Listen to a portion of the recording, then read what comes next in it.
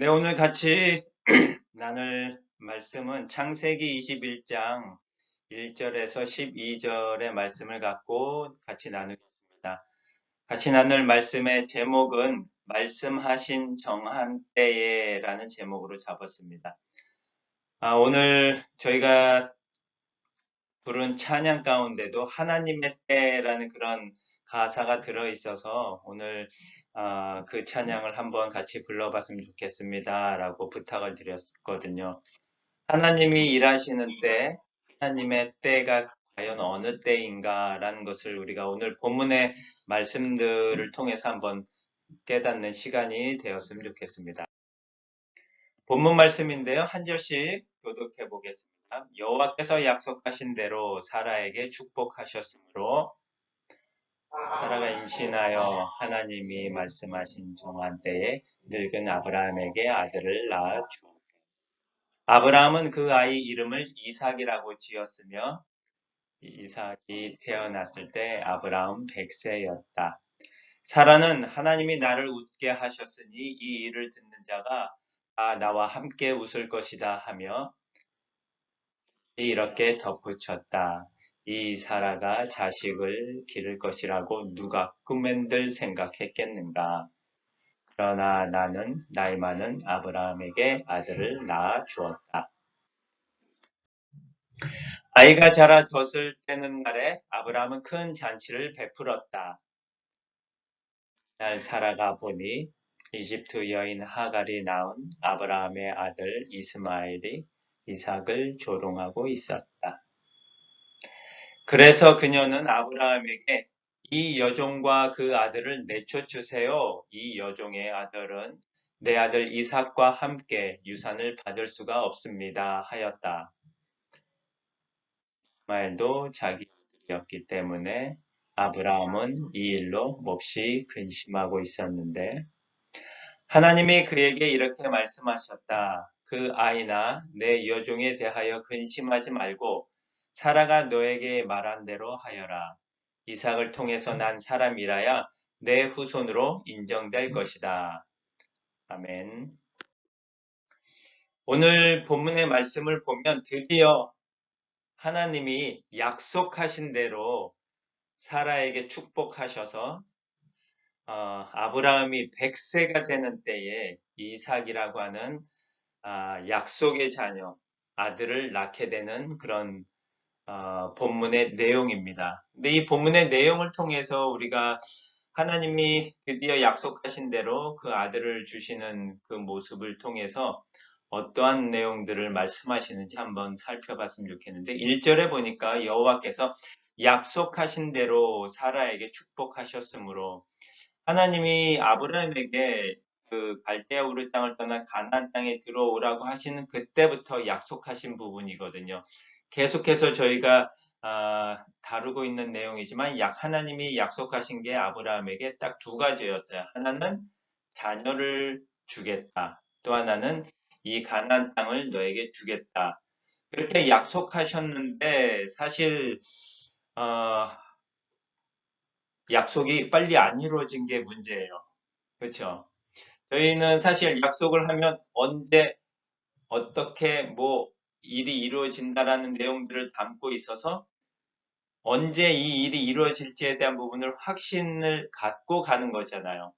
때에 대한 그 날짜가 정확하게 잡혀져 있는 게 보통 약속인데 하나님은 어떻게 보면은 그냥 아브라함한테 주시겠다고만 하셨지 언제 주시겠다라고 하는 부분을 좀 빠뜨렸던 것 같아요. 그러다 보니까 인간적인 면에서는 어떻게 보면은 상당히 좀 답답하죠. 분명히 약속을 하시면 언제 하실 거다라고 분명히 날짜를 못 박아줘야지 좀 우리가 좀 더 확신을 갖고 가는데 대부분의 우리의 삶 속에서 사실 이 시간의 문제로 우리가 많이 고민하고 또 고통 가운데 있는 것 같아요. 약속은 분명히 믿음은 있는데 이게 언제 이루어질지 그것을 기다리는 시간이 사실 어떻게 보면 쉽지는 않아요. 저희가 지난번에도 나눴지만 우리가 인내하고 기다리는 것보다는 사실 하나님이 기다리는 게 더 하나님 편에서는 좀 초조하고 빨리 하나님은 주고 싶으셨을 것 같아요.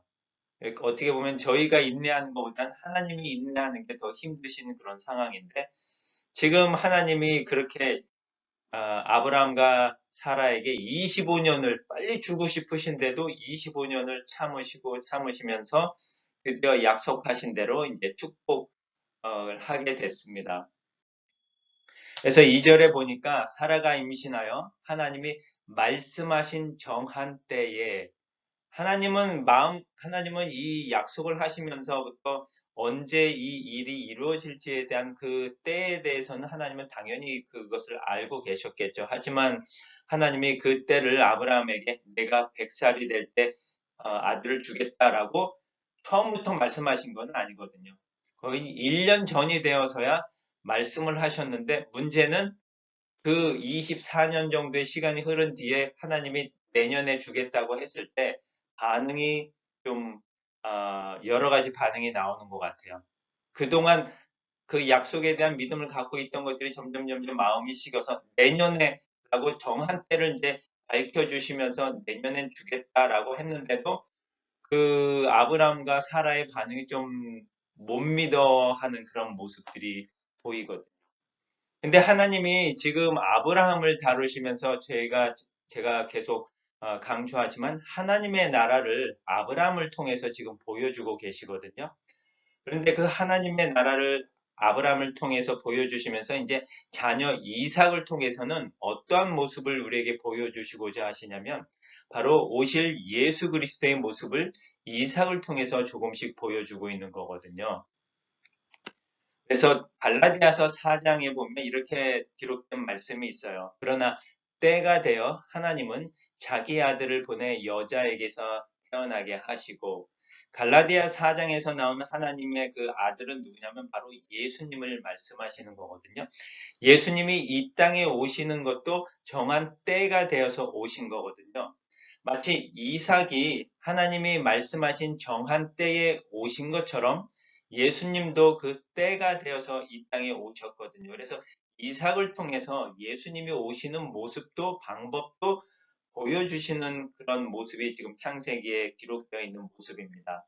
그래서 저희가 아브라함의 이야기와 뭐 이삭의 이야기, 그 다음에 야곱과 요셉의 그런 내용들을 통해서 이것을 그냥 예전에 있었던 옛날 이야기처럼 그냥 읽고 묵상하고 받아들이는 게 아니고 그 내용 가운데서 하나님이 지금 보여주시는 하나님의 나라의 모습, 오실 예수님의 모습, 그런 모습들을 저희들에게 약간 조금씩 보여주시면서 이렇게 하나님의 나라가 이루어질 것이고 이렇게 예수 그리스도가 와서 구원을 이루어 가실 것이다 라는 부분을 지금 구약에서부터 조금씩 설명을 해주고 계시는 거거든요.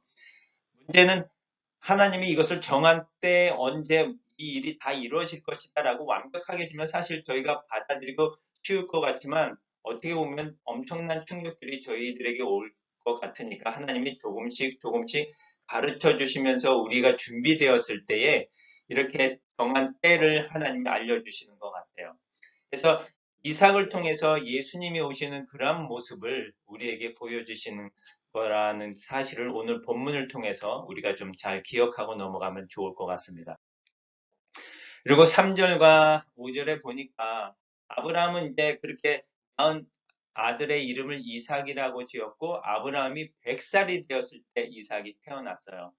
그래서 1년 전까지만 해도 하나님이 주시겠다라는 이 아들에 대한 믿음이 긴가민가하는 그런 모습이었는데 1년이 지난 이후에 진짜 아들을 낳은 이후에는 사라가 처음에는 하나님의 말씀, 그 약속의 말씀을 1년 전에 들었을 때는 조롱하듯이 속으로 비웃는 그런 모습이었는데 지금은 사라가 이렇게 고백을 하고 있거든요. 이 사라가 자식을 기를 것이라고 누가 꿈엔들 생각했겠는가? 사실 1년 전만 해도 아무도 그 사실을 믿지 않고 있었던 거거든요.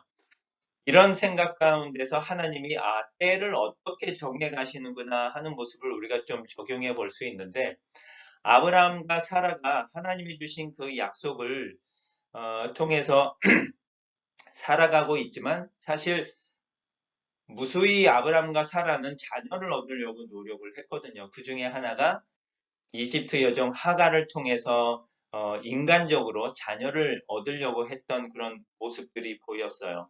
그리고 나서 10여 년이 지난 이후에 사라에게 자녀가 안 생기자 결국은 어떻게 보면은 이 아브람과 사라가 모든 것을 다 내려놓은 상태예요, 이제는. 아무도 어느 누구도 이 사라가 자녀를 가질 것이라고 생각을 못하는 그런 상태까지 갔을 때야 비로소 하나님이 일하시는 것 같아요. 오늘 우리가 찬양을 처음에 드린 것처럼 우리가 모든 것을 내려놓고 포기하고 이제 저희가 할 수 있는 것은 아무것도 없습니다. 하나님이 하셔야 됩니다. 하는 그런 상황이 되었을 때야 하나님이 일하신다라는 그런 모습을 우리가 좀 배울 수 있었던 것 같아요. 그래서 아무도 생각하지 못한 그 상태가 바로 하나님이 일하시는 때가 아닌가 합니다. 그래서 드디어 이렇게 아들을 낳았어요. 이삭을 낳았는데 이제 잔치를 벌이고 보니까 어떤 일이 이제 일어났냐면 9절에 보면 어느 날 사라가 보니 이집트 여인 하갈이 낳은 아브라함의 아들 이스마엘이 이삭을 조롱하고 있었다라고 기록이 되어 있습니다. 이것을 그냥 저희가 일반적인 생각으로 접근을 한다면 당연히 이제 배다른 자식이고 이스마엘이 10년 한 12살 정도가 위고 형이고 하니까 그 밑에 이삭을 좀 고운 눈으로 쳐다보지는 않았겠죠. 어떻게 보면은 이삭이 모든 유산을 받고 할 수도 있으니까 이스마엘이 먼저 태어난 형임에도 불구하고 이삭에게 모든 것이 갈 수 있겠다라는 그런 생각들을 인간적인 생각을 한다면 사실 이스마엘과 이삭이 좋은 관계는 아니었을 것 같아요. 그리고 이스마엘이 조롱하는 모습도 보이고 하지만 이 모습을 우리가 좀 더 영적인 모습으로 우리가 적용을 해보는 그런 시간들이 되었으면 좋겠습니다. 갈라디아서 4장에 보면은 이 이스마엘과 이삭에 대한 내용을 좀 잘 풀어서 설명을 해 놓고 있는데 나중에 한번 시간 되시면 갈라디아서 4장 전체를 한번 개인적으로 읽어보시기를 당부하겠습니다.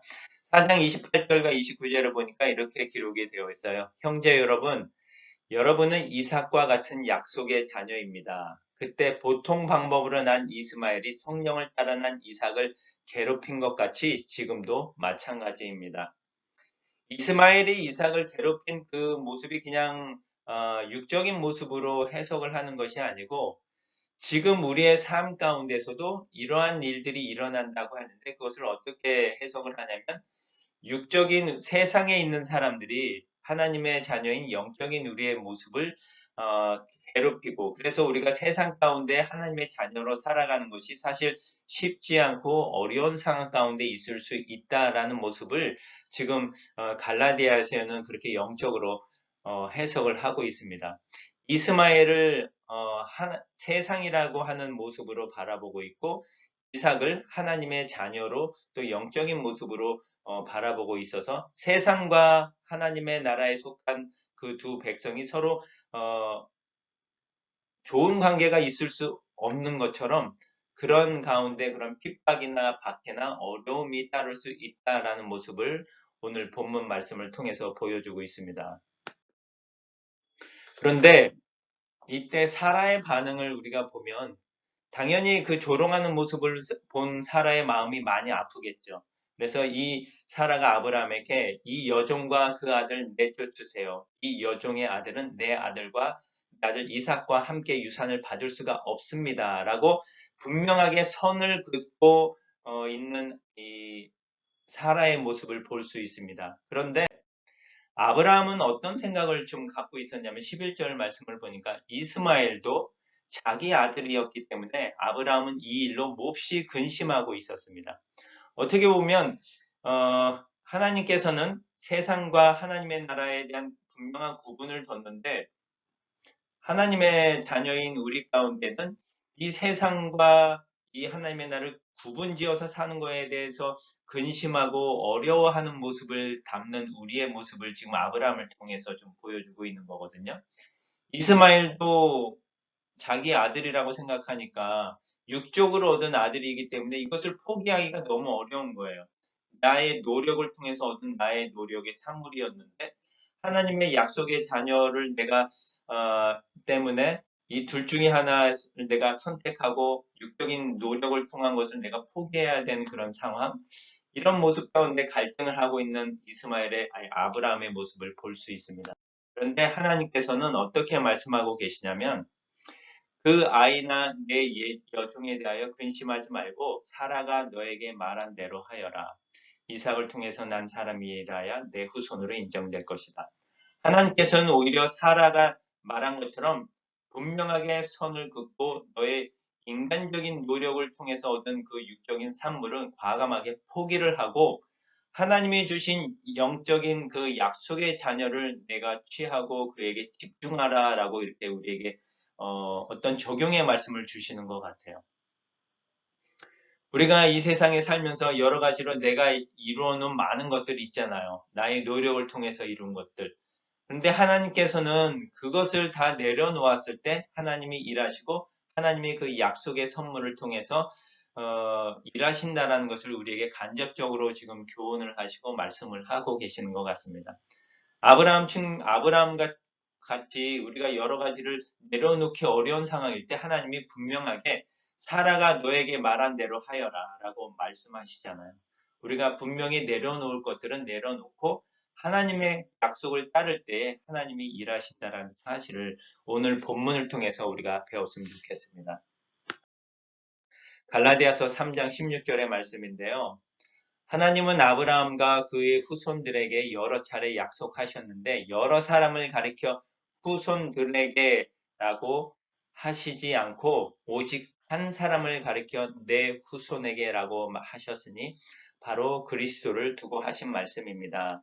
이 말씀은 창세기 12장 7절에 하나님이 아브라함을 부르실 때부터 약속하신 그 말씀인데 7절에 이렇게 기록되어 있어요. 그러나 여호와께서 아브라함에게 나타나 내가 이 땅을 내 후손에게 주겠다 하고 말씀하셨다라고 했는데 이 후손이 지금 갈라디아에서는 어떻게 해석을 하냐면 단수라는 개념으로 해석을 하는 거죠. 후손들이라고 하지 않고 후손에게라고 말씀을 하셨기 때문에 그 후손이 바로 누구냐면 장차 오실 예수님을 말씀하시고 있다라고 갈라디아서가 해석을 하고 있는 거거든요. 창세기에서는 분명히 이 내 후손은 누구냐면 이삭이에요. 그렇죠? 아브라함을 통해서 날 약속의 자녀 이삭, 이스마엘이 아니고 이삭입니다. 그런데 이 이삭을 하나님께서는 장차 오실 예수 그리스도에 비유하는 모습을 우리에게 보여주고 계시는 거거든요. 그래서 우리가 사실 갈라디아서의 말씀을 읽지 않는다면 이 말씀을 그냥 저희가 이해하고 넘어가기가 쉬운 부분은 아닌 거거든요.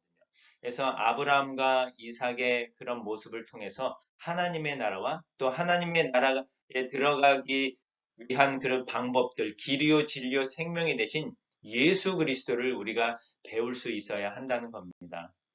그리고 결론적으로는 여러분이 아브라함의 후손이며 하나님이 약속하신 것을 받을 상속자들입니다. 라고 갈라디아서의 말씀을 통해서 그 아브라함이 낳은 약속의 자녀 이삭이지만 그것이 예수님을 예표하는 것이고 결국에는 예수님을 통해서 믿음으로 자녀가 된 우리를 말씀하고 있다라는 사실인 거죠. 그래서 우리가 바로 아브라함의 후손이 되고 하나님이 약속하신 것을 받을 상속자들이라고 하는데 중요한 것은 하나님이 약속하신 그 땅이 무엇이냐면 바로 하나님의 나라라는 것이고 그 하나님의 나라를 우리가 유업으로 또 기업으로 상속을 받을 그런 상속자들이라는 겁니다.